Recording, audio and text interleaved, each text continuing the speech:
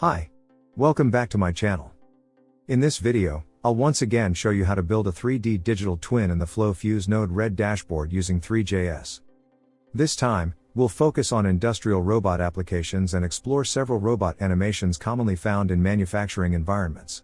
As examples, I'll demonstrate both a robot welding system and a robot spot welding system, showing how robot movements, process animations, and machine status can be visualized directly inside a 3D dashboard.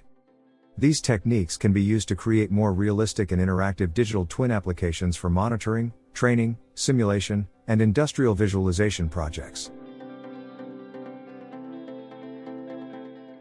Let's start with this arc welding robot. For the 3D model, I downloaded it from sketchfab.com. It's a great resource where you can find a wide variety of 3D models, and many of them are available for free. When previewing the model on Sketchfab, we can already see that this robot includes built-in animations. We'll take advantage of those animations later in Three.js, allowing us to play and control the robot animation directly inside the FlowFuse Node-RED Dashboard. Next, we can open the downloaded model in Blender. By switching to the animation workspace, we can see that this model already contains built-in animations.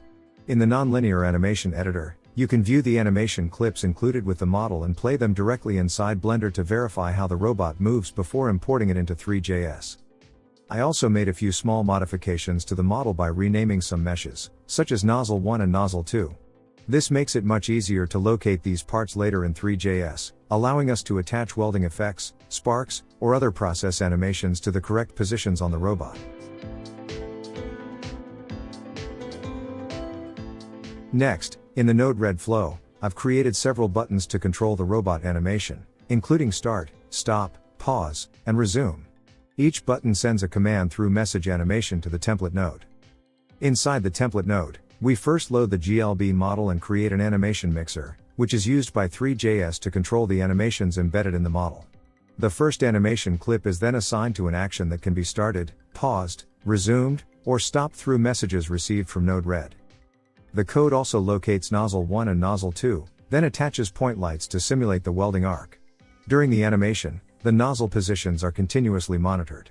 When a nozzle reaches the welding area, the light intensity flickers randomly, creating a realistic welding effect synchronized with the robot motion.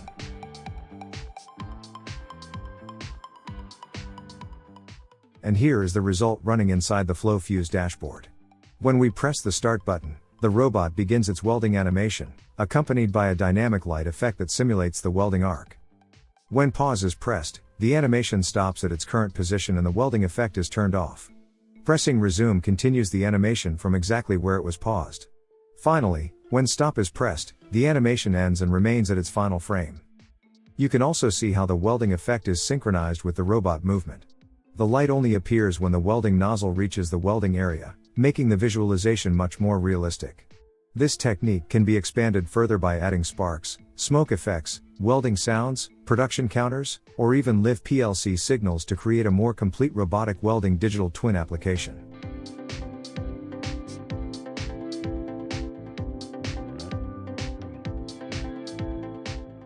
Next, let's move on to the spot welding robot model. For this model, I downloaded it from GrabCAD.com, which provides a large collection of engineering and industrial CAD models.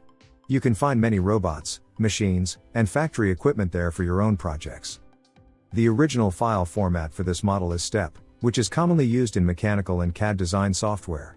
To use it in Three.js, I'll first import the STEP file into FreeCAD and export it as a GLB file. After that, I'll open the model in Blender to make some adjustments, such as renaming meshes, checking the hierarchy, and preparing it for animation. Next, open the downloaded STEP file in FreeCAD. At this stage, you can make some basic adjustments to the model, such as removing unnecessary parts, correcting its orientation, applying rotations, or making other simple modifications before exporting it. Once everything looks correct, export the model as a GLB or GLTF file. This format is much more suitable for web-based 3D applications and can be imported directly into Blender, where we'll continue preparing the model for use in Three.js and the FlowFuse Node-RED Dashboard.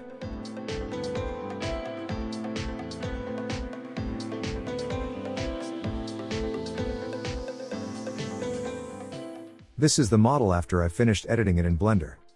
In addition to the robot itself, I've also added several supporting components, such as a tower lamp and a monitor, which will later be used to display machine status and process information inside the digital twin. One of the most important steps was reorganizing the robot hierarchy and configuring the pivot point for each robot axis.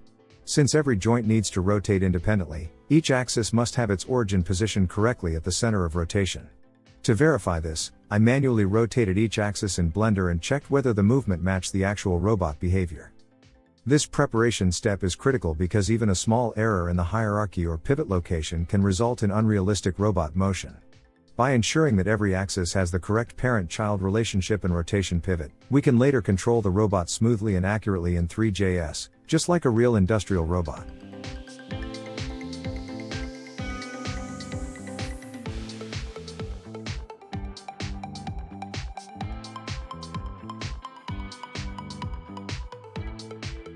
This is the Node-RED flow used for the simulation.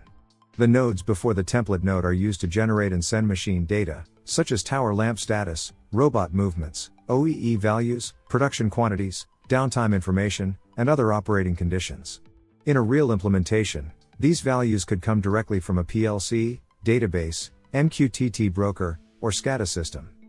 Inside the template node, the GLB model is loaded and the code locates important objects such as the robot joints, tower lamp, and monitor screen. The watcher continuously receives messages from Node-RED and updates the corresponding elements in the 3D model.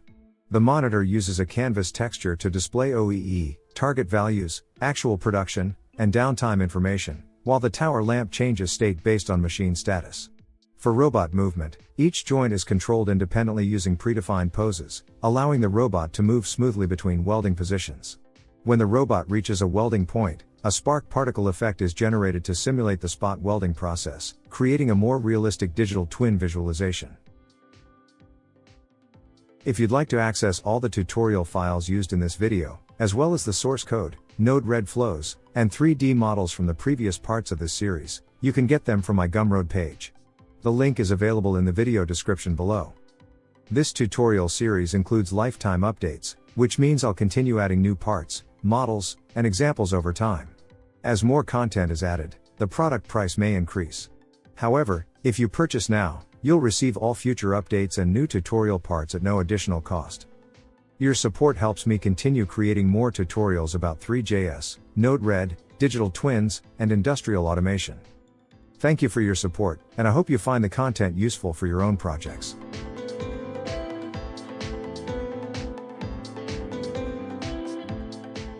And here is the final result of the 3D digital twin for a spot welding station line. This work cell consists of two fixture tables, referred to as Position 1 and Position 2. The monitor display can be updated dynamically to show production information such as OEE, output quantity, or machine status, while the tower lamp indicates the current operating condition of the station. When the output position is set to Position 1, the robot continuously performs the welding sequence on the left fixture table. During the welding process, spark effects are generated to simulate the actual spot welding operation. When the idle mode is selected, the robot automatically returns to its home position and waits for the next command. Likewise, when Position 2 is selected, the robot moves to the right fixture table and repeatedly executes the welding sequence on that side. This demonstrates how a single robot can operate multiple work positions while responding to real-time commands from Node-RED. In a real production environment, these commands could come directly from a PLC, MES, or manufacturing database, making the digital twin a powerful tool for monitoring and visualizing production activities in real time.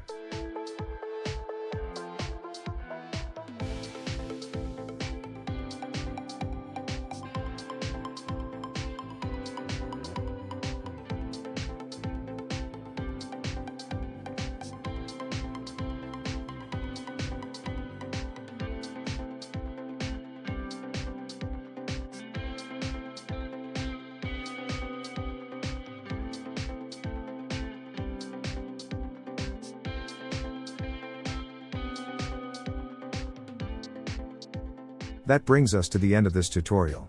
I hope this example gives you new ideas on how to build interactive 3D digital twin applications using Three.js and FlowFuse Node-RED Dashboard. As you've seen, we can visualize robot movements, welding processes, tower lamp indicators, production data, and machine status in a much more intuitive and engaging way. The same concepts can be connected directly to PLCs, MQTT, databases, MES, or other industrial systems to create real-time monitoring and digital twin solutions. If you found this video helpful, please like, share, and subscribe to support the channel. It really helps me continue creating more tutorials about Three.js, Node-RED, industrial automation, and digital twin applications. Thanks for watching, and I'll see you in the next video.